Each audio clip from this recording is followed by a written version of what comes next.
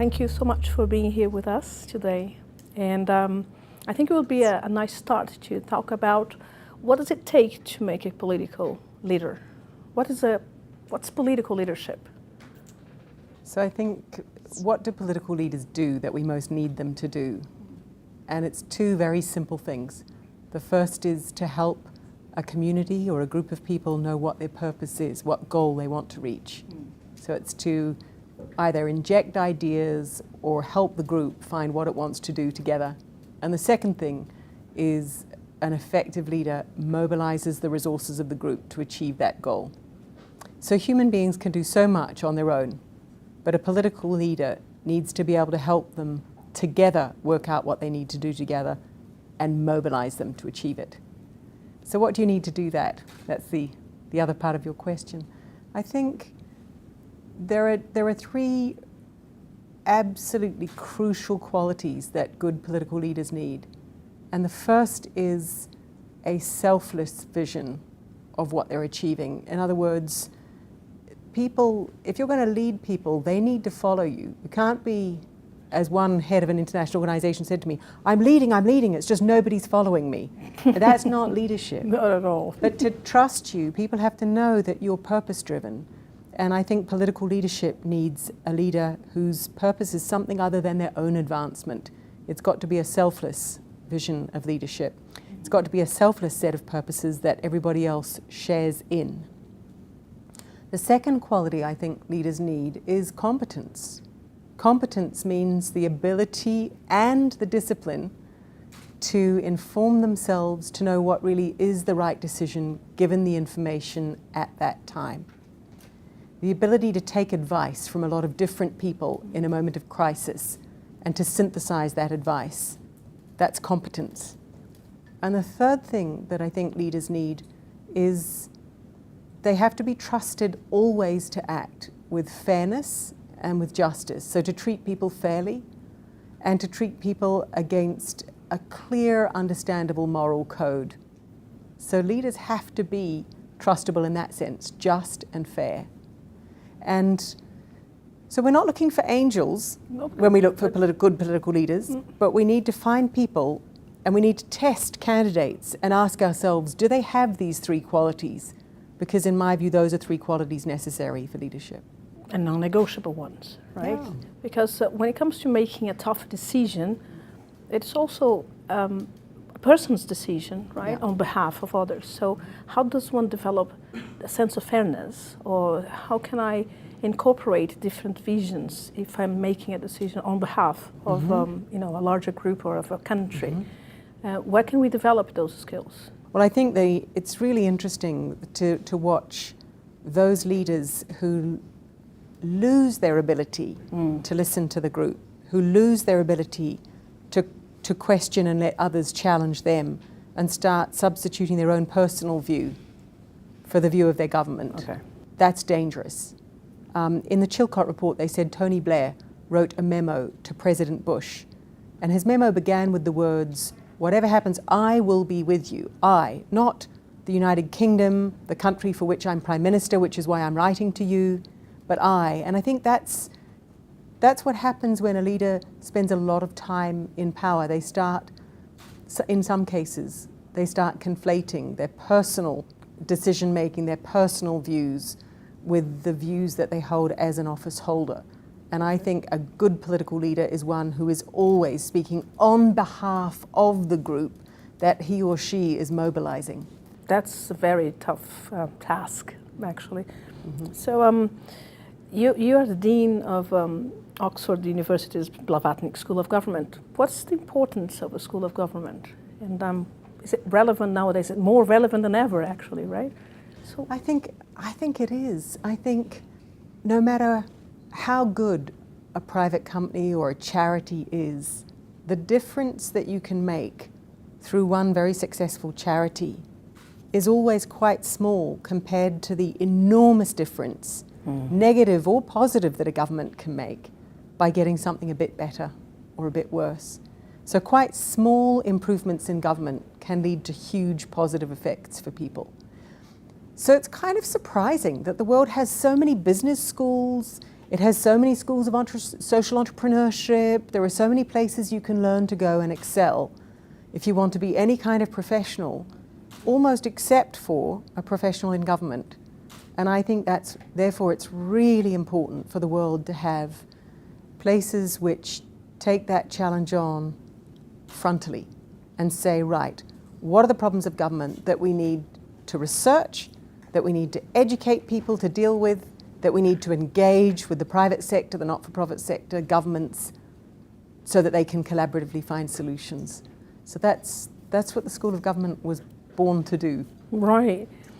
And probably it will also tackle another issue. How do we attract good and talented people to civil service or to the government? I mean, we're seeing not many people interested in political parties or becoming a politician or even taking part in government. So what's happening? I mean, how can we attract good and talented people to the most complex jobs that are, right? Yeah. And I think that's really important, that governments have to be able to attract the smartest, brightest, most entrepreneurial people. That's why Lemann Blavatinik gave the money to Oxford to start the School of Government, and I thoroughly believe that. So what do we need to do to improve that? Well, one reason why really smart, bright, ambitious, entrepreneurial people don't go into government is because they don't think that they will be able to make a really big difference in government. They think that either they'll be held back or that government will outsource the parts that they would be most excited to do, or they won't be given the chance to make a difference. And that's, I think we can change that. A second reason why they think they won't make a difference is that so many governments are stacked with political appointments.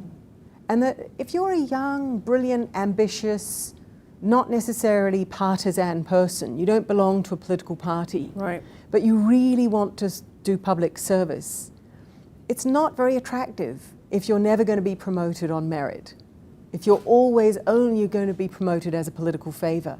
And it also means that the bosses whom you have to work for, they might be outstanding, but they might not be. They might be there for a political appointment as a favor. They might not be very good. Most of the young, ambitious, entrepreneurial people I know want to work somewhere where their brilliance will be recognized, their talent and effort and energy will lead to their promotion, and where they'll be able to make a difference. So we can work on those things. And I think having world-class schools of government helps. It creates a track for people to join globally and share a purpose in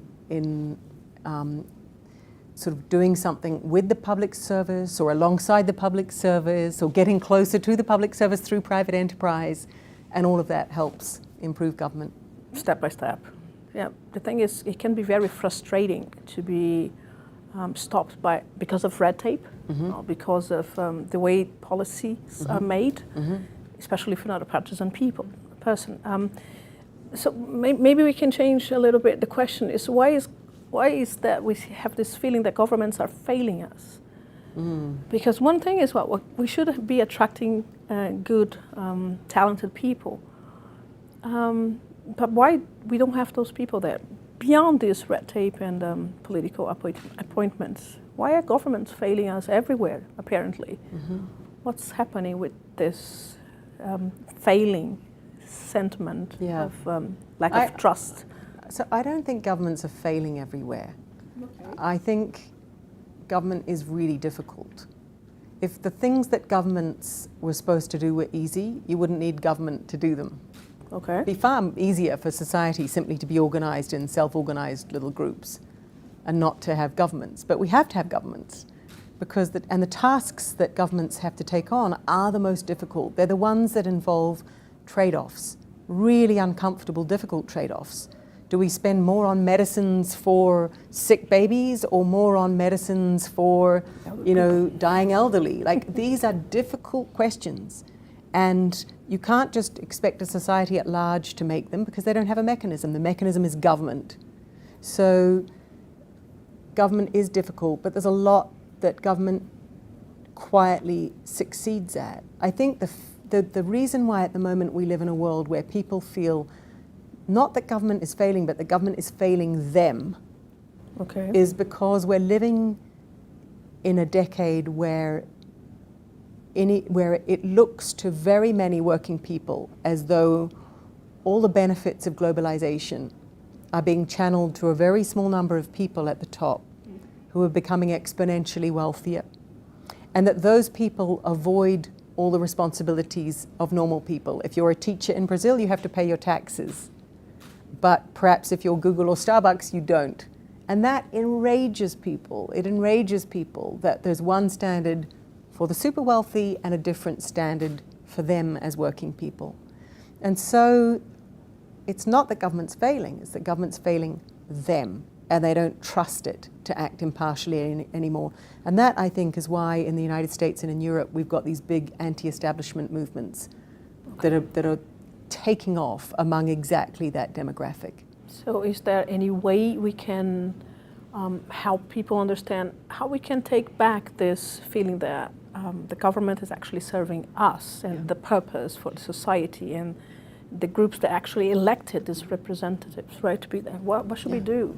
And we need to do it collaboratively. It's really interesting to me that some of the most innovative ideas on what to do are coming from private sector leaders. Mm. And there's all kinds of ideas they're throwing out. For government? Yeah, for government. Universal minimum income. It's an idea from the private sector. Mm. There are parts of the most successful private sector changing the terms for workers, giving them a better deal, making their working hours more regular, making their lives better, starting to realize that they need themselves to contribute to a sense of increasing well-being, so that everybody sees there being a stake in society instead of feeling that it wouldn't make much difference if you smashed it. And I know that maybe you're not following what's happening in Brazil that much, but from an outsider point of view, what do you say? What can you say about what's happening at the moment with this process of people going to streets to protest? They were protesting before the impeachment, they were protesting after the impeachment, and some people are feeling that there is a huge crisis, not only for political parties, but economics, but also in the democratic institutions. And I don't know if we agree with that, but what's your feeling about it, or your opinion regarding what's happening in Brazil? Yeah. So I guess I started studying Brazil as one of the many countries that had a sovereign debt crisis in the 80s. Okay. So the first thing I learned about Brazil was about the transition to democracy. This was a country that had had this dictatorship and was now a democracy. So seen from a distance, one of the things that really strikes me is that this is a pretty young democracy and its institutions are being really thoroughly tested. And what's impressive is that they're surviving and they're pushing back. And I'm sure it doesn't feel like that for Brazilians living in this period where you've been hit by an economic crisis, you've been hit by a political crisis, but the institutions are working. They're being tested to their limit, but it seems to me that they're working and that Brazil will come out of this strongly. For me, one of the roots of the crisis that Brazil is in at the moment is exactly the same for a whole lot of other countries. And the source of it is that when countries make windfall gains, when the price of oil suddenly goes up, or the price of gas suddenly goes up, or the price of corn rises, when commodity prices went up, there were dozens of countries in the world that suddenly had a whole lot more money. And it's almost a law of nature that a government that gets a whole lot of money fast will always spend it badly, that all the usual discipline, all the usual preparation, all the usual challenge for spending money goes out the window. So I could point you to dozens of other countries that, like Brazil, having enjoyed the boom of commodity prices, are now suffering the hangover afterwards because a lot of decisions were made too hastily, with profligacy, with corruption, with all of these temptations arise from the big inflow. So in a way, the big inflow was the problem. And perhaps one of the important things for Brazil is to create institutions for when that big inflow happens again, just as Chile did with its copper windfall gains fund, so that it could save for when the rain came later, saving for a rainy day. We could actually observe what's happening also in Venezuela. is the same path, right? But again, if we look at, you were mentioning different countries that are also facing this feeling of the government failing them. I don't know if you want to go there, but I'd like to ask you to comment on what's happening, especially in the United States and also in the UK after the Brexit vote. Yeah. Well, in Britain, there are huge parts of the population that feel that government's failed them, and that's because Britain was at the front of the queue for the financial crisis in 2008, right? It began in Britain. And since that crisis, the government has very seriously cut public spending, and it's particularly cut the spending by local governments. Now, that doesn't affect me very much. The people it really affects are the people who depend on that local government spending because they've got disabled children, because they depend on government for welfare, for housing, for education. And those people have really suffered these cuts. In some sectors, the cuts have been 40%. So suddenly, services upon which these people absolutely rely have disappeared. And then you've got movements coming forward and saying the reason why you can't take your child to hospital and get a bed, or the reason why your schools aren't working very well, is because of all these immigrants. And actually, there's some pretty good research done in the Blavatinik School which shows it's not the immigrants, it's the government cuts. There's no correlation between a lack of services and parts of the country where you've got the most immigrants. It's the government cuts that have created the hardship. So, but it was a perfect storm, the Brexit referendum in Britain, because when people became persuaded that their lives had gotten worse because of the immigrants, they voted to come out of the European Union as a way to stop immigrants. And, you know, it was a very poorly evidenced, scrappy debate. And I think it's going to be a very, very difficult path for Britain ahead, because some of those same people that voted for Brexit are exactly the people who are working in car factories that owned by Japan. Yeah. And Japan just yesterday in Hangzhou at the G20 summit said that if Britain does lose access to the European single market, then Japanese investors will locate somewhere else in the European Union. So a lot of people will lose their jobs. So it's a bad decision-making process in a sense that from the voters' point of view, I was trying to get rid of the things that are causing me harm and just harming me more.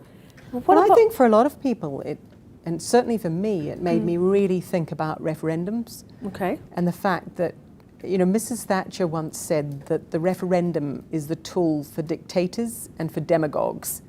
You know, I think on balance, I agree with her, because the governments say they're holding a referendum in order to consult the public. But there are lots of ways to consult the public, which are much better than referendums. You can try listening to what the public is saying for a start, instead of just asking them to tick yes or tick no.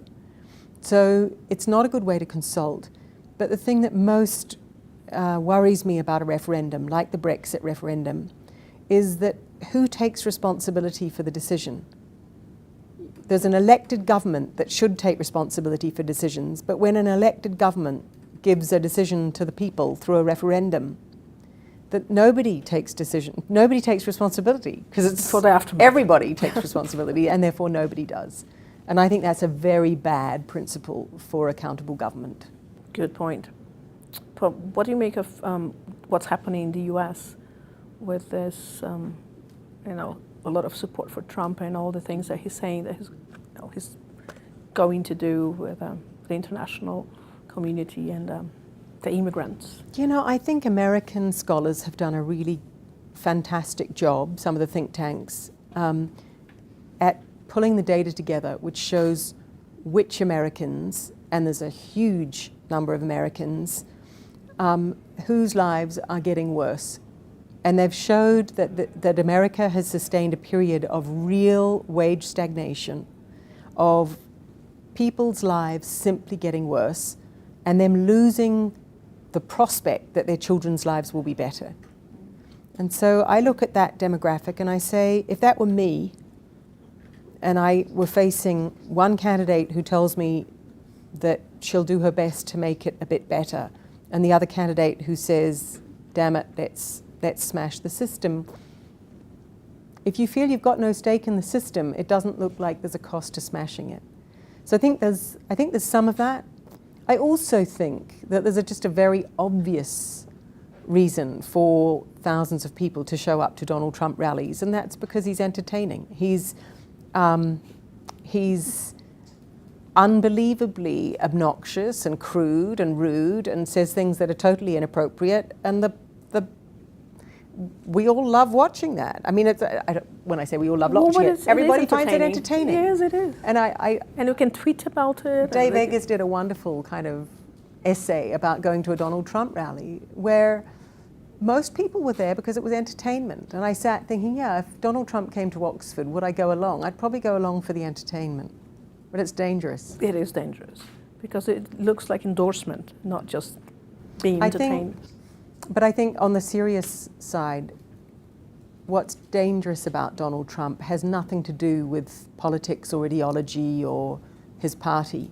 Okay. It has to do with the fact that he actually is the first presidential candidate I can ever remember who is consciously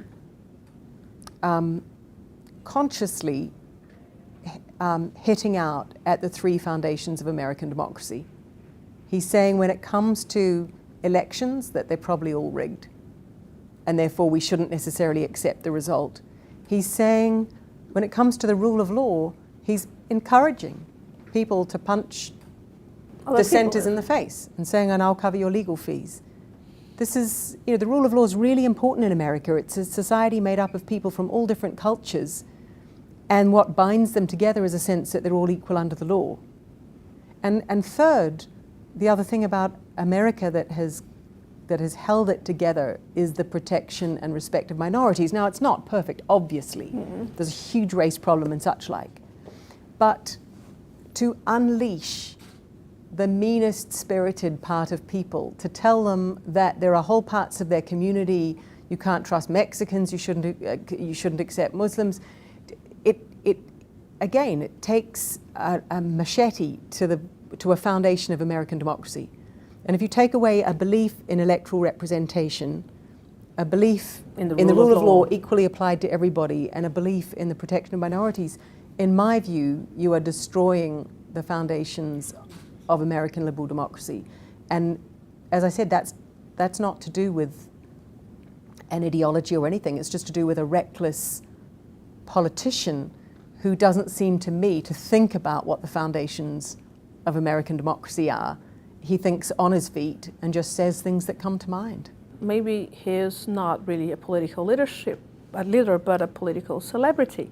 Yeah. In a sense that he knows how to gather attention, but he doesn't really care about the consequence. Yeah. He sues the guys.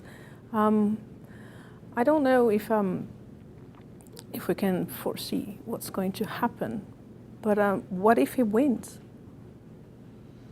I don't want to go there, but what if he wins? Because no one thought, I was there, no one thought that Brexit would happen, right? Yeah. I asked this of Professor Joseph Nye because he's worked in US government. He was chairman of the National Intelligence Committee, and he came to speak at the Blavatinik School of Government. And what I wanted to know were what are the protections in the American political system? In what sense is it president-proofed? Is there a permanent staff in the White House? Are there advisory groups which immediately surround a president? That can stop him, for instance. Or that can ensure that the due reflection is given to that which he should reflect upon, as it were. In Britain, there's a permanent civil service that moves into action quite quickly, sometimes not quite quickly enough, but to stop politicians, saying things that are illegal or, taking actions that would be disastrous. And I think this possibility's got Americans really thinking about that, because it's not obvious what the protections are. I think there are people in the Republican Party who hoped that if Mr. Trump were to win the presidency, he would sit in the White House and they would take over running government. So the Republican establishment would roll out and run government, and Mr. Trump would be president in name. But actually it's a serious question, because the evidence, and in the end, we should just look at the evidence of what people actually do. And if you look at the way his campaign team have been run, and you say, has this person shown that he can manage 6 people, define the goal, and mobilize them to achieve that goal? The answer is no. This is a very fractious team. People have been fired and replaced. They're at each other's necks, apparently. They're not moving together. If you can't mobilize the 6 people running your campaign, it's worrying how you're going to mobilize a government. I think that's everything we have to talk about. But it is important, maybe as a final message, what should young people that are still willing to make a change, what should they do? What should we do if we want to make a change and see change happen in government or in society? Any piece of advice? Yeah, work out what do you most want to change, and absolutely go for that one thing. Because it's quite rare that somebody sets a goal of one thing and puts all their energy into it, that they don't succeed. The reason why people don't succeed in changing things is usually because they're trying to change 12 things at once. No focus. And 1/12 of your brain, 1/12 of your energy is not going to change something. But if you put 100% of your effort, if you think carefully about what you're changing and why, and you put 100% of your effort into it, my advice to people is go for it, because you will change it. It's the tenacious that change things in the world. It's not necessarily the most brilliant or the most talented. It's the most tenacious. Thank you very much for this talk. Good.